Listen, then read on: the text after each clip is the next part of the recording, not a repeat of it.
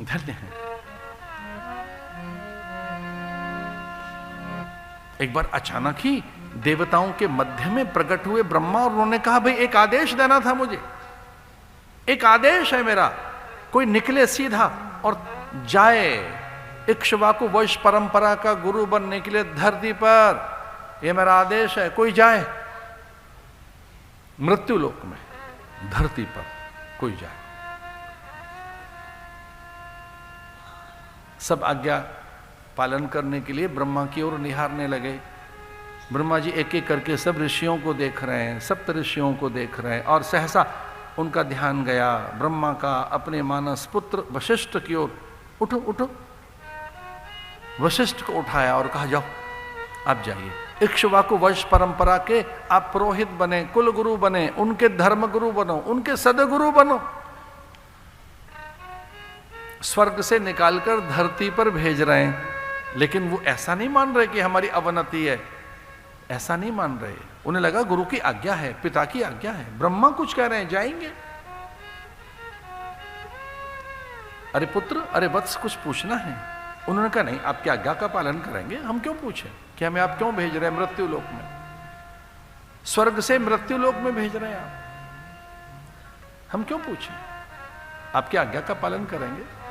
गुरु की आज्ञा का पालन करना चाहिए। आप न केवल गुरु हैं, मेरे पिता भी तो हैं, मैं कभी कुछ नहीं पूछूंगा, लेकिन हाँ कुछ पूछ, कि मुझे कुछ पूछना ही नहीं, कि मेरा आदेश है कुछ पूछ। तो उन्होंने कहा मैं ये पूछना चाहता था कि वहां करेंगे क्या। बोले वशिष्ठ बनकर वहां रहना, सबको ज्ञान देना, और हाँ एक लाभ भी मिलेगा आपको, एक लाभ मिलेगा। क्या लाभ मिलेगा? हे गुरुवर, मैं वशिष्ठ बनकर वहां जाऊंगा, मुझे लाभ क्या मिलेगा? बोले लाभ यह मिलेगा कि परमात्मा को चेला बनाने का सुख मिलेगा। राम का नामकरण करेंगे आप, उपदेश देंगे राम को, राम के विरक्ति काल में प्रकट होकर आप उसे उपदेशित करेंगे। यद्यपि सारे ग्रंथ, यद्यपि सारी के सारे उपनिषद वेद पुराण अत्यंत महनीय हैं, लेकिन हम सन्यासियों में बहुत आदर के साथ जिस ग्रंथ का नाम लिया जाता है वो है योग वशिष्ठ। योग वशिष्ठ, जिसमें केवल दोनों के संवाद हैं, 1 to 1, कोई तीसरा बीच में नहीं है। नो, कोई बीच में नहीं है, दूसरा तीसरा चौथा। लक्ष्मण भी नहीं है, भरत भी नहीं है, शत्रुघ्न भी नहीं है, कोई नहीं है। राम और वशिष्ठ। राम ब्रह्म है, राम परमात्मा है, राम ईश्वर है, वशिष्ठ गुरु है। अब कल्पना कर सकते हैं गुरु और भगवान दोनों इकट्ठे बैठे, गुरु उपदेशित कर रहे हैं, और राम की मर्यादा, राम की मर्यादा देखिए, राम नीचे बैठे हैं आसन पर, ध्यानस्थ समाधिस्थ करबद्ध, इस प्रकार से कि मैं लीला कर रहा हूं, लीला में मैं शिष्य हूं और वो गुरु है। लीला करने आया हूं, लीला में पात्र बनाऊं मैं राम, और राम इस समय पात्र शिष्य की भूमिका में। राम ब्रह्म है लेकिन शिष्य की भूमिका है। नाटक चल रहा है और नाटक में नीचे ही बैठना होगा।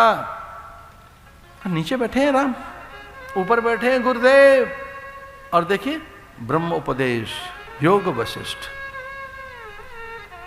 एक छोटी सी बात कहनी थी, आपके भरम, भय, संशय, अज्ञान, आवेश, उत्तेजना और किसी प्रकार की कठिनाई बची हो तो मेरी प्रार्थना है योग वशिष्ठ पढ़ें, घर में से भाग जाएंगी दुविधाएं, आलस्य चला जाएगा, अज्ञान चला जाएगा।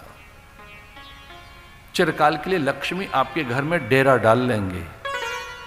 अगर सदा सदा के लिए लक्ष्मी को अपने घर में बुलाना हो, वैभव का विस्तार करना हो, आनंद साम्राज्य पैदा करना हो, आइए योग वशिष्ठ का पारायण कीजिए, उसे गुरुजनों से सुनो, महापुरुषों से उसका श्रवण करो, क्योंकि वो सुना जाता है, पढ़ा नहीं जाता। कथाएं सुनी जाती हैं, पढ़ी नहीं जाती। सत्संग में बोला नहीं जाएगा, सुना जाएगा। कथा सुनने के लिए है योग वशिष्ठ।